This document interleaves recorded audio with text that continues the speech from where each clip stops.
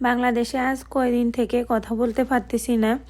আপনারা please net কানেকশনটা on করেন।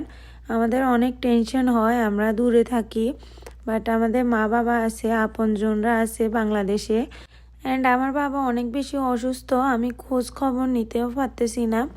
আপনারা প্লিজ ইলেকট্রিসিটিটা অন করেন আর নেট কানেকশনটা অন করে দেন। তো একটা ছেলে দেখছিলাম যে মা মারা গেছে, ওই ছেলেটা অনেক বেশি কান্না করতেছে, মেবি ও সৌদি আরবে থাকে। ওই ছেলেটা লাস্ট একবার মাকে দেখবে বা ওদের ফ্যামিলির সাথে একটু কথা বলবে, ওটাও পারতেছে না। প্লিজ আপনারা ইলেকট্রিসিটিটা আর নেট কানেকশনটা অন করে দেন, আমরা একটু নিঃশ্বাসটা যেন নিতে পারি। আমাদের অনেক টেনশন হয়, দেশে সবার কি অবস্থা, কি খবর, ওনারাও টেনশন করতেছে আমরা কি অবস্থায় আছি। আমার মতো হাজারো প্রবাসী তাকিয়ে আছে ওদের ফ্যামিলির সাথে একটু কথা